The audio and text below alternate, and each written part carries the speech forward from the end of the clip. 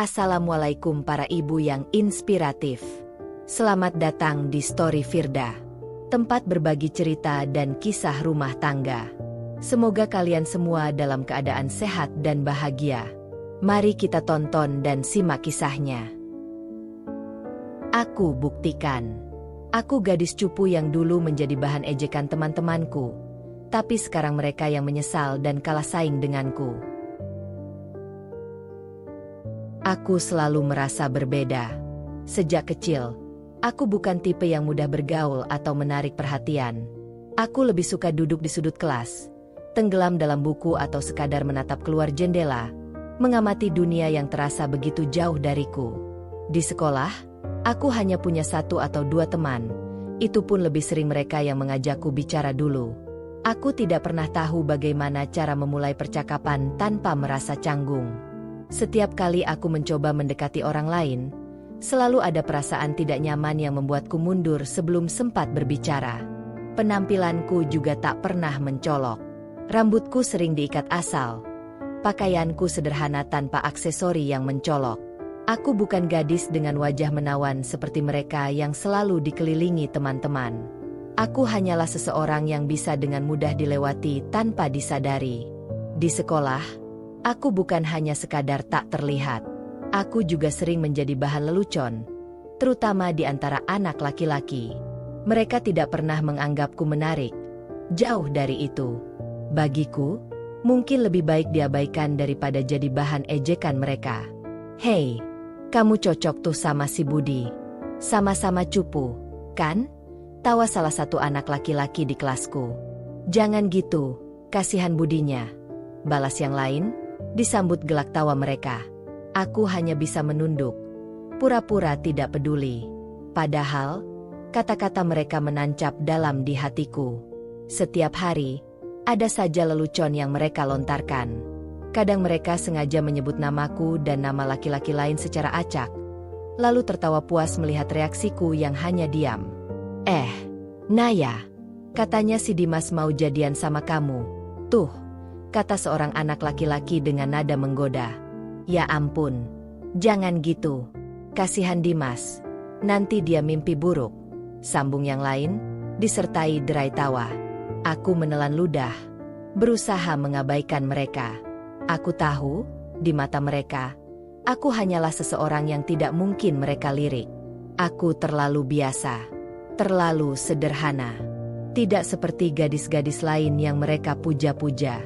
Aku mencoba membangun benteng di dalam hatiku, meyakinkan diri bahwa semua ini tidak penting. Tapi lama-lama, benteng itu mulai retak. Di sekolah, aku selalu jadi bahan candaan anak laki-laki. Tapi ternyata, di rumah pun nasibku tidak jauh berbeda. Di keluargaku, aku juga sering dianggap aneh. Aku punya seorang kakak perempuan, Nadia, yang sempurna di mata semua orang. Dia cantik, pandai bergaul, dan selalu terlihat menarik. Setiap kali ada tamu yang datang, mereka selalu memujinya. Nadia itu memang beda. Cantik, pintar, sopan lagi. Pasti nanti dapat suami yang sukses, kata Tante Rina suatu hari. Tapi kalau Naya, lanjutnya dengan nada meremehkan. Aku pura-pura sibuk dengan ponselku, walaupun aku tidak benar-benar melakukan apa-apa. Aku sudah terbiasa mendengar hal seperti ini. Naya itu aneh. Nadia sering mengeluh pada ibu. Masa cewek kok nggak mau dandan? Nggak mau nyoba ngobrol sama orang lain? Nggak heran kalau dia nggak punya teman. Ibu tidak pernah membelaku. Malah, dia sering menganggukkan kepala tanda setuju. Makanya, Naya, kamu itu belajar dari Nadia. Lihat tuh, anaknya supel. Penampilannya enak dilihat. Coba kamu belajar sedikit buat merawat diri, kata ibu sambil menghela napas. Seolah aku adalah masalah yang sulit diperbaiki. Lebih menyakitkan lagi, aku sering dibanding-bandingkan dengan anak tetangga, Riri. Lihat tuh, Riri aja bisa tampil rapi dan menarik. Pantesan dia banyak teman. Naya ini gimana sih? Kak Nadia kembali menyindirku saat kami sedang duduk di ruang tamu. Aku tahu Riri memang cantik. Dia juga periang dan mudah bergaul. Setiap kali ada acara di lingkungan sekitar, dia pasti ada di tengah-tengah keramaian, bercanda dengan semua orang. Sementara aku lebih memilih diam di rumah, menghindari interaksi yang tidak perlu. Aku mulai bertanya-tanya, apakah ada yang salah denganku? Apakah aku benar-benar tidak pantas berada di dunia ini hanya karena aku tidak seperti mereka? Aku ingin berteriak, ingin marah. Tapi, aku tahu tidak ada yang akan mendengarkan. Lulus sekolah seharusnya menjadi awal yang baru, tetapi bagiku, semuanya masih terasa sama. Aku diterima di salah satu universitas di kota, cukup jauh dari rumah, dan aku berharap ini bisa menjadi kesempatan untuk memulai segalanya dari nol. Namun, aku segera menyadari bahwa dunia kampus tidak jauh berbeda dari sekolah. Aku masih menjadi gadis pendiam yang tidak pandai bergaul. Lingkungan baru ini penuh dengan mahasiswa-mahasiswa yang percaya diri, ramah, dan mudah beradaptasi. Aku sering memperhatikan mereka dari jauh. Mereka bisa begitu cantik, begitu menarik. Ada yang setiap hari datang ke kampus dengan pakaian yang modis dan make-up yang sempurna. Ada juga yang tidak berpenampilan mencolok, tetapi tetap terlihat menarik karena pembawaan mereka yang ceria dan supel. Sedangkan aku masih sama seperti dulu. Masih merasa tidak tahu bagaimana harus memulai obrolan. Masih merasa canggung saat harus berada dalam kelompok baru. Masih merasa kecil setiap kali berdiri di antara mereka yang tampak begitu bersinar. Kadang, aku bertanya-tanya, apa yang salah denganku? Kenapa aku tidak bisa seperti mereka? Kenapa aku tidak bisa tampil cantik dan percaya diri? Kenapa aku selalu merasa seperti orang asing di dunia yang begitu ramai ini? Aku berusaha untuk mengabaikan perasaan itu. Aku mencoba fokus pada kuliah, pada tugas-tugasku, pada kehidupan yang harus terus berjalan. Tapi jauh di dalam hati, ada rasa iri yang sulit untuk dihilangkan. Waktu terus berlalu. Aku fokus pada kuliah, berusaha untuk tidak terlalu memikirkan hal-hal yang membuatku merasa rendah diri. Tapi semakin lama, aku semakin menyadari bahwa aku tertinggal jauh dibanding teman-temanku. Mereka mulai menjalin hubungan. Beberapa sudah punya pacar sejak awal kuliah, sementara yang lain menemukan pasangan di semester-semester berikutnya. Aku sering melihat mereka berjalan berdua di sekitar kampus, tertawa bersama, atau sekadar duduk berdua di kafe sambil berbincang. Aku hanya bisa menyaksikan dari jauh. Pacaran? Bahkan dekat dengan laki-laki saja aku tidak pernah. Aku tidak pernah menerima pesan dari seorang laki-laki yang menanyakan kabarku. Tidak pernah ada yang sengaja duduk di dekatku hanya untuk mengobrol. Tidak pernah ada yang melihatku lebih dari sekadar teman sekelas atau rekan dalam kelompok tugas. Tidak ada yang tertarik padaku. Saat reuni kecil-kecilan dengan teman-teman SMA, aku semakin merasa tertinggal. Mereka sudah mulai serius dengan pasangan masing-masing. Beberapa bahkan sudah bertunangan. Aku bakal nikah tahun depan. Doakan ya, kata Rina dengan wajah berbinar. Wah, selamat. Akhirnya ada yang nyusul, sahut Dinda sambil terkekeh. Obrolan mereka penuh dengan cerita manis tentang hubungan mereka. Aku hanya duduk diam, tersenyum tipis, dan sesekali mengangguk. Tidak ada yang menanyakan tentangku. Mungkin karena mereka sudah tahu jawabannya. Aku masih sendiri. Sampai di rumah, aku berbaring di tempat tidur, menatap langit-langit kamar. Pikiranku dipenuhi pertanyaan yang selalu kuhindari. Kenapa tidak ada laki-laki yang tertarik padaku? Apa karena aku tidak cukup cantik? Tidak cukup menarik? Tidak cukup menyenangkan untuk diajak bicara? Atau mungkin aku memang ditakdirkan untuk sendirian? Aku mencoba mengabaikannya. Mencoba meyakinkan diriku bahwa cinta bukan segalanya. Tapi setiap kali melihat teman-temanku melangkah ke babak baru dalam hidup mereka, aku merasa semakin jauh tertinggal. Waktu terus berjalan, dan satu persatu temanku mulai menikah. Awalnya hanya 1 atau 2 orang, tapi lama-lama, hampir semua teman seangkatanku sudah menemukan pasangan hidup mereka. Undangan pernikahan mulai berdatangan. Grup WhatsApp dipenuhi ucapan selamat dan foto-foto prewedding yang indah. Aku selalu ikut mengucapkan selamat, meski dalam hati ada perasaan yang sulit kugambarkan. Bukan hanya di lingkaran pertemanan, di keluargaku pun topik pernikahan menjadi hal yang sering dibahas. "Naya, itu si Dinda udah nikah, ya?" katanya barengan sama tunangan si Rina. "Loh," kata ibu suatu malam saat kami sedang makan malam. Aku hanya mengangguk sambil memasukkan suapan kecil ke mulutku. "Riri juga, Bu," tambah Kak Nadia. "Bulan depan dia nikah. Aku diajak jadi bridesmaid-nya." Aku menunduk. Riri lagi. Tetangga sekaligus, standar emas, yang selalu dibandingkan denganku. "Nah, itu Riri aja udah mau nikah. Naya kapan?" celetuk ibu sambil menatapku. Aku tersenyum kecil. "Belum ada calon, Bu." Ibu menghela napas. "Kamu ini gimana sih? Masa seumuran kamu belum juga ada yang deketin? Temen-temen kamu aja udah pada nikah semua." Aku diam. Aku sudah tahu percakapan ini akan berujung kemana. "Coba Naya lebih usaha.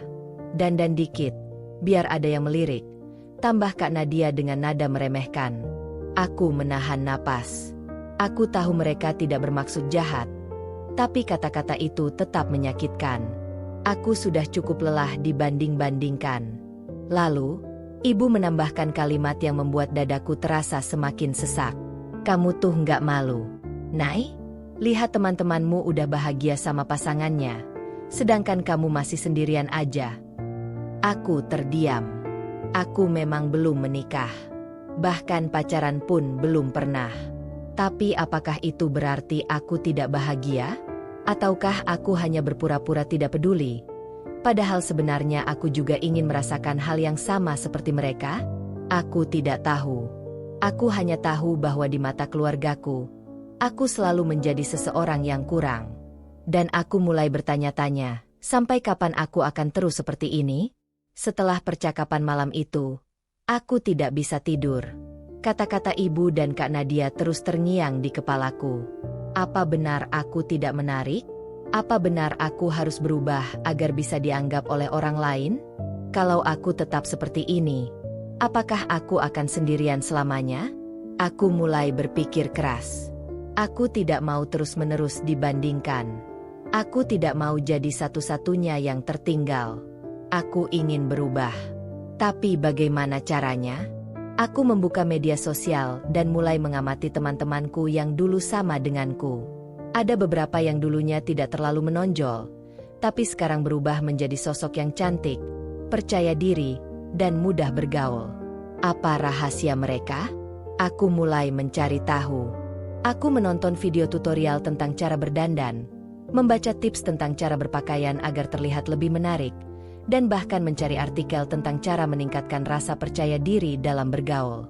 Aku sadar bahwa selama ini aku terlalu nyaman dengan zona nyamanku. Aku tidak pernah benar-benar peduli dengan penampilan, tidak berusaha untuk lebih terbuka dengan orang lain, dan selalu berpikir bahwa aku tidak akan bisa berubah. Tapi sekarang, aku ingin mencoba. Keesokan harinya, aku pergi ke pusat perbelanjaan seorang diri. Aku melihat-lihat berbagai pakaian yang berbeda dari yang biasa kupakai. Biasanya, aku hanya memilih pakaian yang nyaman, tanpa memikirkan apakah itu terlihat menarik atau tidak. Namun kali ini, aku mencoba memilih sesuatu yang berbeda, sesuatu yang lebih modis, lebih modern. Aku juga membeli sedikit makeup. Aku tidak terlalu paham cara menggunakannya, tapi aku akan belajar. Saat pulang ke rumah, aku berdiri di depan cermin. Aku menatap pantulan diriku sendiri dan bertanya dalam hati, bisakah aku benar-benar berubah?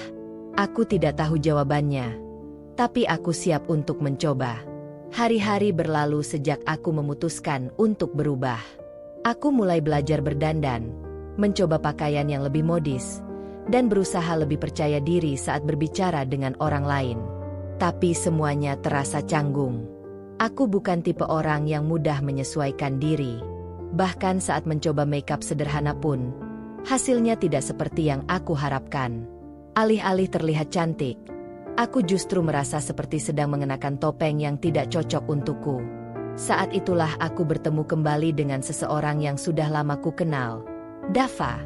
Dava adalah teman kuliahku. Dia bukan seseorang yang terlalu dekat denganku, tapi kami pernah satu kelompok tugas di semester awal. Dia bukan tipe pria populer yang dikelilingi banyak teman, tapi dia selalu terlihat santai dan mudah bergaul dengan siapa saja. Naya. Aku menoleh dan melihat Dava berdiri di depan kafe tempat aku duduk sendirian. Aku sedang sibuk menonton tutorial makeup di ponselku sambil mencoba mempraktikannya. "Apa yang kamu lakukan?" tanyanya sambil tertawa kecil. Aku buru-buru menutup layar ponselku, merasa malu karena ketahuan. "Enggak, cuma lihat-lihat aja," jawabku sambil merapikan rambut. Dava mengamati wajahku dan tersenyum. "Kamu pakai foundation terlalu tebal. Coba lebih tipis biar kelihatan lebih natural." Aku terkejut. "Kamu tahu soal makeup?" Dia mengangkat bahu. Punya kakak perempuan, jadi sering lihat dia dandan. Aku juga sering dengerin dia curhat soal makeup yang cocok atau enggak. Aku menatapnya. Masih tidak percaya. "Kamu serius?" "Serius.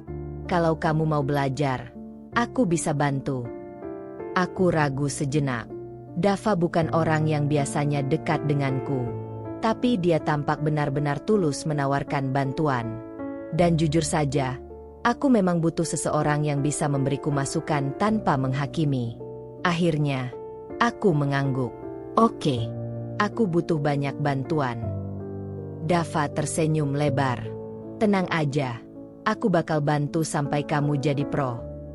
Saat itulah aku sadar, mungkin perubahan tidak harus aku lalui sendirian. Mungkin ada orang-orang yang benar-benar peduli dan mau membantuku. Dava menatapku dengan ekspresi yang sulit ditebak. Dia tersenyum, tapi aku bisa merasakan ada sesuatu di balik tatapan itu. Sebenarnya, dia tidak benar-benar nyaman berada di sini, bukan? Mungkin dia juga merasa aku tidak menarik. Mungkin, sama seperti yang lain, dia juga menganggapku gadis cupu yang kurang bisa merawat diri. Tapi entah kenapa, dia tetap mau membantu. "Jadi, mulai dari mana?" tanyaku, mencoba terdengar lebih percaya diri. Dava menghela napas pelan, lalu bersandar di kursinya. "Kita mulai dari dasar dulu. Kamu nggak perlu pakai makeup tebal. Cukup skincarean biar wajahmu lebih bersih dan sehat. Habis itu, baru belajar makeup natural." Aku mengangguk, mencatat dalam hati. "Oke, terus." "Pakaian. Lanjutnya, kamu terlalu sering pakai baju yang nggak berbentuk. Coba pilih yang lebih sesuai sama badanmu." Aku menunduk melihat pakaianku, sweater longgar dan celana jeans biasa. Memang ini nyaman, tapi sepertinya di mata orang lain, ini terlihat nggak niat. Dava melanjutkan, suaranya terdengar lebih santai, meskipun aku bisa merasakan bahwa dia tidak benar-benar antusias. "Kamu juga harus belajar bersosialisasi. Nggak cukup cuma merubah penampilan, tapi juga cara kamu berbicara dan membawa diri." Aku mengerutkan kening. "Maksudmu?" Dia menatapku sesaat sebelum berkata, "Kamu terlalu menutup diri. Mungkin itu sebabnya nggak ada yang berani mendekat." Aku terdiam. Kata-katanya menohok. Dava benar. Aku selalu merasa asing di antara orang lain. Tapi mungkin itu karena aku sendiri yang membangun tembok di sekelilingku. Aku terlalu takut dinilai, terlalu khawatir dianggap aneh, hingga akhirnya memilih untuk tidak banyak berinteraksi. Aku menghela napas. Jadi, aku harus mulai berubah dari sekarang. Dava tersenyum kecil, meskipun aku bisa melihat dia masih menyembunyikan sesuatu dalam ekspresinya. Ya, nggak ada salahnya mencoba.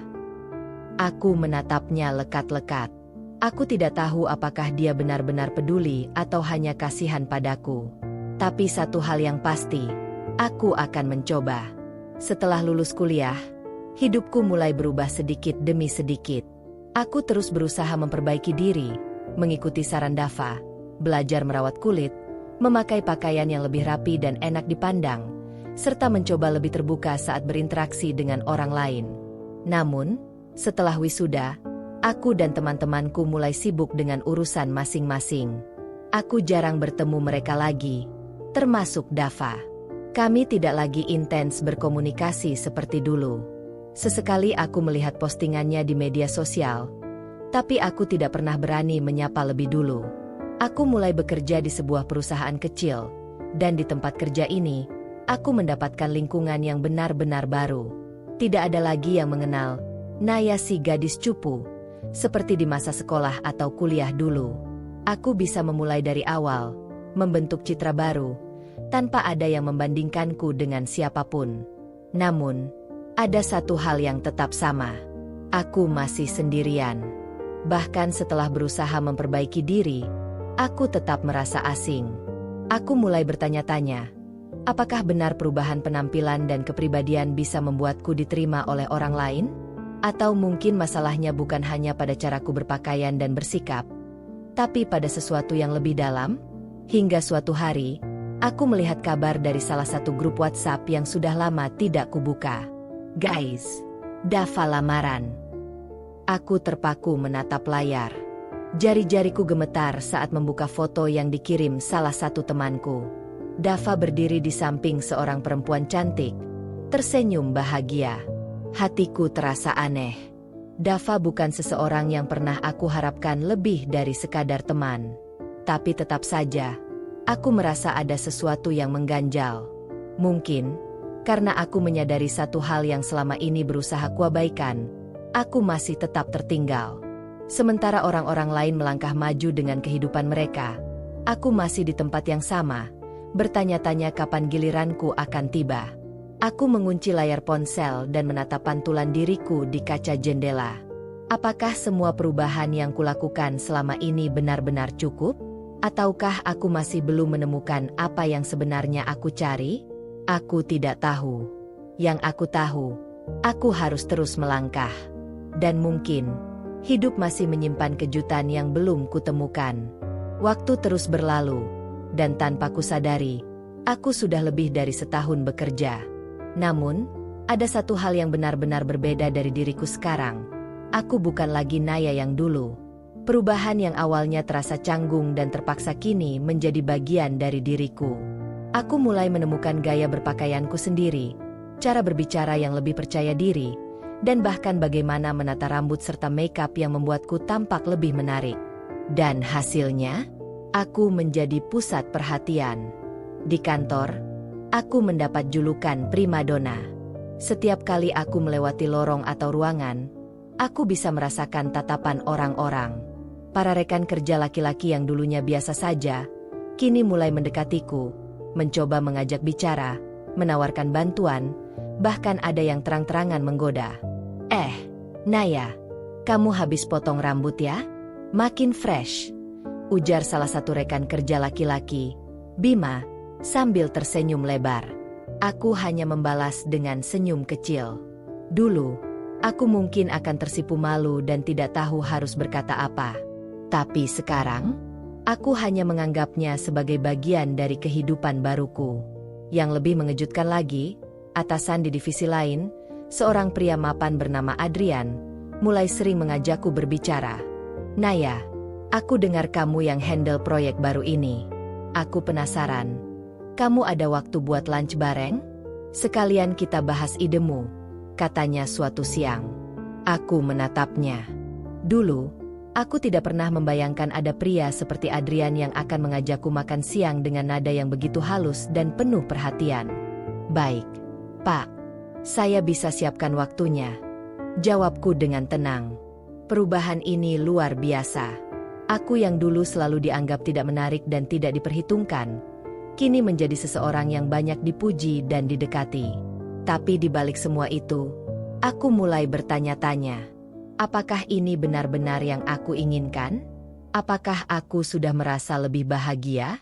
Atau ada sesuatu yang masih kosong di dalam diriku? Dan di saat aku mulai menikmati perubahan ini, tiba-tiba seseorang dari masa lalu muncul kembali dalam hidupku. Dava. Aku pikir aku sudah meninggalkan masa laluku. Aku pikir, setelah semua perubahan ini, Tidak akan ada lagi bayang-bayang yang mengingatkanku pada Naya yang dulu. Tapi aku salah. Sore itu, aku sedang duduk di kafe dekat kantor, menikmati cappuccino sambil membaca laporan kerja di laptopku. Suasana kafe cukup ramai, orang-orang berbicara pelan sambil menikmati minuman mereka. Aku tenggelam dalam pekerjaanku, hingga tiba-tiba suara seorang pria memecah konsentrasiku. Naya. Aku menoleh. Di depanku, berdiri seseorang yang sudah lama tidak kulihat. Dava. Aku terdiam sesaat. Sejujurnya, aku tidak tahu bagaimana harus bereaksi. Dava masih terlihat sama seperti dulu, hanya sedikit lebih dewasa. Rambutnya lebih rapi, tubuhnya lebih tegap, dan dia mengenakan kemeja dengan dasi yang sedikit longgar. Aku nggak nyangka ketemu kamu di sini, katanya sambil tersenyum. Aku menutup laptopku, mencoba memasang ekspresi netral. Dava, lama nggak ketemu. Dia tertawa kecil. Iya, kayaknya udah bertahun-tahun. Ya. Aku mengangguk pelan. Aku masih tidak tahu harus berkata apa. Bertemu Dava sekarang, setelah semua yang terjadi, terasa aneh. Dia menarik kursi di depanku tanpa menunggu persetujuanku. Kamu kelihatan beda banget sekarang, katanya sambil menatapku dari ujung kepala sampai kaki. Aku hanya tersenyum. Maksudmu? Dava menggeleng kecil. Ya, kamu jauh lebih glowing? Aku nggak tahu kata yang tepat. Tapi kamu benar-benar berubah. Aku bisa merasakan tatapannya yang berbeda. Dulu, Dava adalah orang yang membantuku dengan setengah hati, bukan karena dia tertarik padaku, tapi karena dia kasihan. Sekarang, tatapannya bukan lagi tatapan seseorang yang kasihan. Ada sesuatu yang lain di sana. Apa kabar? Tanyaku, mencoba mengalihkan pembicaraan. Baik, aku kerja di perusahaan konsultan sekarang. Lumayan sibuk. Sih. Aku mengangguk. Oh, baguslah. Kami mengobrol sebentar, membahas pekerjaan dan kehidupan setelah kuliah. Tapi aku tahu ada sesuatu yang belum dia katakan. Dan akhirnya, dia mengatakannya. Naya, katanya pelan. Dulu aku nggak pernah benar-benar sadar, tapi sekarang aku baru ngerti. Aku menatapnya, menunggu kelanjutannya. Dia menghela napas. Aku dulu bodoh karena nggak melihat siapa kamu sebenarnya. Jantungku berdegup lebih cepat. Aku tidak tahu harus merasa senang, marah, atau justru kecewa. Dava, orang yang dulu menganggapku biasa saja, bahkan mungkin merasa ilfeel, sekarang datang dan mengatakan ini kepadaku? Pertemuan dengan Dava meninggalkan perasaan campur aduk di hatiku. Aku tidak membencinya. Tapi aku juga tidak bisa begitu saja menerima kata-katanya. Aku sudah terlalu jauh melangkah, dan aku tidak ingin kembali ke masa lalu hanya karena seseorang baru menyadari keberadaanku setelah aku berubah. Hidupku terus berjalan. Di kantor, aku semakin sibuk dengan berbagai proyek besar. Namaku mulai dikenal di perusahaan, bukan hanya karena penampilanku, tetapi juga karena kemampuanku. Aku bekerja keras, dan orang-orang mulai menghormatiku. Dan disitulah aku mulai lebih sering berinteraksi dengan seseorang yang sebelumnya hanya kulihat dari jauh. Arman, direktur perusahaanku. Arman adalah pria yang luar biasa. Usianya masih muda untuk ukuran direktur, sekitar awal 30-an, dengan karisma yang sulit diabaikan. Wajahnya tampan, tubuhnya tegap, dan dia memiliki aura percaya diri yang menarik banyak orang. Para karyawan, terutama para wanita, selalu membicarakannya. Banyak yang mengaguminya, dan tidak sedikit yang diam-diam berharap bisa dekat dengannya. Tapi yang mengejutkan, dia justru tertarik padaku. Awalnya, aku mengira perhatian yang dia berikan hanya karena profesionalitas. Namun, semakin lama, aku menyadari bahwa ada sesuatu yang berbeda. Dia sering mengajakku berdiskusi langsung, memberi perhatian lebih, bahkan kadang membawakan kopi saat kami harus bekerja lembur. Naya, aku penasaran, katanya suatu hari saat kami sedang di ruang meeting hanya berdua. Penasaran apa, Pak? Tanyaku. Dia tersenyum tipis. Kamu selalu bekerja keras, selalu terlihat fokus, tapi jarang sekali terlihat benar-benar menikmati waktu luang.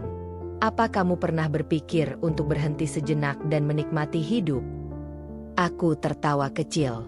Saya menikmati hidup, Pak, dengan bekerja dan mencapai target saya. Dia menggeleng. Kamu harus mencoba hal lain. Bagaimana kalau kita makan malam bersama? Bukan sebagai atasan dan bawahan, tapi sebagai dua orang yang ingin mengenal satu sama lain lebih jauh. Jantungku berdebar. Ini bukan sekadar undangan biasa. Ini adalah awal dari sesuatu yang lebih. Dan aku menerimanya. Hubunganku dengan Arman berkembang dengan cepat. Dia bukan hanya pria kaya dan berkuasa, tapi juga seseorang yang benar-benar melihatku. Dia tertarik padaku bukan karena perubahan fisikku saja, tapi karena aku yang sekarang, versi terbaik dari diriku sendiri. Aku mulai menjalani hidup yang dulu hanya bisa kuimpikan.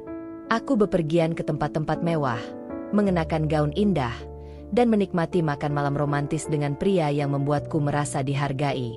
Hingga akhirnya, di suatu malam indah di tepi pantai, Arman berlutut di hadapanku dengan cincin berlian di tangannya. Naya, aku tidak pernah menyangka akan menemukan seseorang sepertimu. Kamu cerdas, pekerja keras, dan memiliki hati yang luar biasa. Aku ingin menghabiskan hidupku bersamamu. Will you marry me? Air mata menggenang di mataku. Pernikahanku dengan Arman terasa seperti mimpi yang menjadi kenyataan. Aku yang dulu sering diejek, dibanding-bandingkan, dan dianggap tidak menarik, kini menjadi istri seorang pria luar biasa. Setelah menikah, kehidupanku berubah drastis. Aku tidak hanya menjadi seorang istri, tetapi juga seorang wanita yang semakin bersinar. Dengan kasih sayang dan perhatian Arman, aku semakin percaya diri dalam segala hal, dari cara berpenampilan hingga cara membawa diri di lingkungan sosial yang lebih luas. Aku kini mengenakan pakaian terbaik, menghadiri acara-acara bergengsi, dan dikenal sebagai istri dari salah satu pria paling berpengaruh di dunia bisnis. Namun, bukan hanya status yang membuatku bersinar. Aku juga tetap menjadi diriku sendiri, seorang wanita mandiri yang tetap berkarya. Di setiap acara yang kami hadiri, aku selalu menjadi pusat perhatian. Orang-orang sering membisikkan kekaguman mereka. Istrinya Pak Arman benar-benar cantik ya. Bukan cuma cantik, tapi juga elegan. Dia beruntung banget dapat istri seperti Naya. Aku sering menangkap tatapan bangga di mata Arman setiap kali seseorang memujiku. Dia selalu menggenggam tanganku erat, seolah ingin menunjukkan bahwa aku adalah miliknya dan dia sangat beruntung memilikiku. Suatu malam, setelah sebuah acara gala mewah, kami duduk berdua di balkon rumah kami yang megah. Kota terlihat indah dengan gemerlap lampu-lampunya. Arman menatapku dengan penuh cinta, lalu meraih tanganku. Aku benar-benar pria paling beruntung. Naya. Aku tersenyum. Kenapa begitu? Dia menatapku dalam. Dulu aku berpikir aku punya segalanya. Uang, jabatan, dan kesuksesan. Tapi setelah menikah denganmu, aku sadar ada satu hal yang jauh lebih berharga dari semua itu. Memilikimu di sisiku. Jantungku berdegup hangat. Aku yang dulu selalu merasa tidak cukup baik, kini dicintai dengan tulus oleh seseorang yang benar-benar melihat nilai diriku. Hidupku kini sempurna. Aku bukan lagi gadis cupu yang tidak dianggap siapa-siapa. Aku adalah wanita yang dicintai, dihargai, dan diinginkan. Dan yang terpenting, aku bahagia. Suatu hari, undangan reuni SMA datang. Aku sempat ragu untuk datang, tapi Arman justru menyemangatiku. Kita datang saja, sayang, katanya sambil tersenyum. Aku ingin tahu seperti apa teman-teman SMAMU dulu. Akhirnya, aku setuju. Aku ingin melihat bagaimana orang-orang yang dulu mengejek dan meremehkanku bereaksi saat melihatku yang sekarang. Hari itu, aku mengenakan gaun elegan berwarna navy yang membentuk tubuhku dengan sempurna. Rambut panjangku tertata dengan indah, makeup flawless, dan perhiasan berlian sederhana yang menunjukkan kelas tanpa berlebihan. Saat aku dan Arman tiba di venue reuni, semua mata langsung tertuju pada kami. Suasana yang awalnya riuh tiba-tiba menjadi sedikit hening. Aku melihat banyak tatapan terkejut. Beberapa bahkan tidak bisa menyembunyikan ekspresi kagum mereka. Itu Naya. Astaga, dia berubah banget. Beberapa teman laki-laki yang dulu suka mengejekku kini tampak terdiam dengan tatapan tak percaya. Beberapa bahkan berbisik-bisik satu sama lain. Aku melihat Rio, salah satu teman laki-laki yang dulu sering menjodoh-jodohkanku dengan teman yang dianggapnya sama-sama cupu. Kini, dia menatapku seperti melihat seorang selebriti. Naya? Serius? Ini kamu? Tanyanya, masih dengan ekspresi tidak percaya. Aku hanya tersenyum sopan. Iya, Rio. Lama nggak ketemu. Dia menelan ludah. Gila, kamu berubah banget. Maksudku, kamu cantik banget sekarang. Aku hanya tersenyum kecil tanpa memberi tanggapan lebih jauh. Aku tidak perlu membuktikan apapun kepada mereka. Sementara itu, teman-teman perempuanku yang dulu sering membanding-bandingkanku dengan orang lain, kini menatapku dengan ekspresi yang sulit dijelaskan, campuran antara iri, terkejut, dan tidak percaya. Aku nggak nyangka kamu bakal secantik ini, Naya, kata Rina, salah satu teman perempuan yang dulu sering mengomentari penampilanku. Dan suamimu, tampan banget. Dia siapa? Arman, yang berdiri di sampingku, tersenyum dan merangkul pinggangku dengan lembut. Saya Arman, suami Naya. Tatapan mereka semakin terkejut. Suaminya kaya banget. Loh, itu kan Arman, direktur perusahaan terkenal. Bisik salah satu dari mereka. Aku bisa merasakan aura cemburu dari beberapa wanita yang dulu merasa lebih unggul dariku. Dulu, mereka selalu merasa lebih cantik, lebih menarik, lebih populer. Tapi sekarang, aku yang dulu dianggap cupu dan tidak menarik, kini berdiri di sini sebagai sosok yang begitu mereka kagumi, atau mungkin mereka irikan. Aku menikmati malam itu dengan tenang. Aku tidak perlu membalas dendam atau menyombongkan diri. Kehadiranku saja sudah cukup menjadi jawaban. Di akhir acara, saat aku dan Arman hendak pulang, Dava tiba-tiba muncul di hadapanku. Dia menatapku dengan ekspresi rumit. Naya, aku masih nggak percaya ini kamu. Aku menatapnya sejenak, lalu tersenyum tipis. Tapi ini memang aku, Dava. Dia tertawa kecil, tapi ada nada pahit di sana. Dulu aku nggak sadar, sekarang aku menyesal. Aku hanya tersenyum tanpa menjawab. Aku sudah tidak peduli lagi dengan penyesalan orang-orang di masa lalu. Aku bahagia dengan hidupku sekarang, dan itu sudah cukup bagiku. Arman meraih tanganku dan menggenggamnya erat. Ayo, sayang, kita pulang.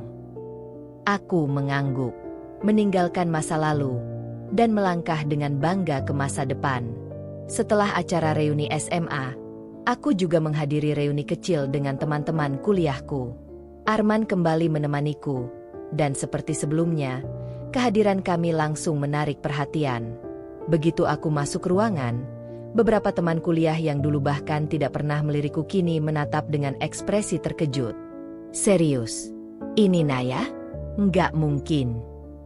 Aku tersenyum kecil sambil menyapa mereka dengan sopan. Namun, aku bisa merasakan tatapan heran, kagum, bahkan sedikit penyesalan dari beberapa teman laki-lakiku dulu. Tak butuh waktu lama sebelum mereka mulai mendekatiku satu persatu. Naya, aku masih nggak percaya ini kamu, kata Randy, salah satu teman laki-laki yang dulu sering bergaul dengan geng populer di kampus dan sama sekali tidak pernah menganggapku ada. Kamu berubah total, dalam arti yang sangat luar biasa. Aku hanya tersenyum. Terima kasih, Randy. Dia menelan ludah. Gila, kenapa dulu aku nggak sadar? Ya, aku hanya tersenyum tipis. Tidak perlu memberikan jawaban panjang. Tak hanya Randy, beberapa teman laki-laki lainnya juga mulai menyesal. Mereka dulu hanya melihat wanita dari kecantikannya saja tanpa mau mengenal lebih dalam. Aku dulu mikir kamu biasa aja, bahkan cenderung gak menarik. kata Arya, teman lain yang juga dulunya tidak pernah tertarik padaku. Sekarang, aku cuma bisa merasa bodoh kenapa dulu nggak pernah melirik kamu. Aku tersenyum tanpa banyak berkata-kata. Dulu, aku mungkin akan merasa sedih dan bertanya-tanya kenapa mereka tidak pernah melihatku. Tapi sekarang, aku justru bersyukur. Jika dulu mereka tertarik padaku hanya karena penampilan, aku mungkin tidak akan bertemu dengan pria terbaik dalam hidupku, Arman. Di tengah percakapan itu, Arman tiba-tiba melingkarkan lengannya di pinggangku dengan santai, lalu tersenyum hangat ke arah mereka. "Terima kasih sudah mengakui kesalahan kalian," katanya tenang. "Tapi syukurlah Naya tidak pernah membuang waktunya untuk pria yang tidak bisa menghargainya sejak awal." Para pria itu langsung terdiam. Aku tersenyum dan mengangguk. Benar. Aku sangat bersyukur karena Tuhan memberikanku seseorang yang mencintaiku apa adanya, bukan hanya karena perubahan fisikku. Di tengah obrolan dengan teman-teman kuliahku, tiba-tiba suasana menjadi sedikit lebih ramai. Aku menoleh dan melihat seorang pria yang tidak asing lagi, Dava. Dia datang bersama seorang wanita cantik yang tampak anggun dalam balutan gaun pastel. Semua mata tertuju pada mereka. Tetapi aku bisa merasakan bahwa banyak yang justru masih memandang ke arahku. Dava mendekat, lalu tersenyum kecil. "Naya, lama nggak ketemu." Aku membalas senyumannya dengan sopan. "Hai, Dava." "Ya, sudah lama sekali." Dia menoleh ke istrinya dan memperkenalkannya. "Ini istriku, Sarah." Aku tersenyum ramah. "Senang bertemu denganmu, Sarah." Sarah membalas dengan anggun, tetapi aku bisa merasakan sedikit kecanggungan dalam sikapnya. Tatapan beberapa orang di sekitar kami juga tak lepas dari perbandingan yang jelas terlihat di antara kami. Sarah memang cantik, tetapi saat berdiri di sampingku, aku bisa melihat dari ekspresi beberapa teman laki-laki bahwa kecantikan itu tidak cukup untuk mengalahkan aura dan kepercayaan diri yang kini kumiliki. Aku melihat beberapa dari mereka berbisik, membandingkan diam-diam. Istri Dava memang cantik, tapi Naya jauh lebih stunning. Sih. Gila, kalau dulu Dava tahu Naya bakal secantik ini, mungkin dia nggak bakal milih tunangannya yang sekarang. Aku pura-pura tidak mendengar, tapi aku bisa melihat bagaimana ekspresi Dava berubah sedikit tegang. Sepertinya dia juga menyadari bahwa banyak orang yang kini memandangku dengan cara yang berbeda dibanding dulu. "Jadi, apa kabar?" tanyanya mencoba mencairkan suasana. Aku tersenyum. "Sangat baik. Aku menikah, hidup bahagia, dan punya karir yang aku cintai."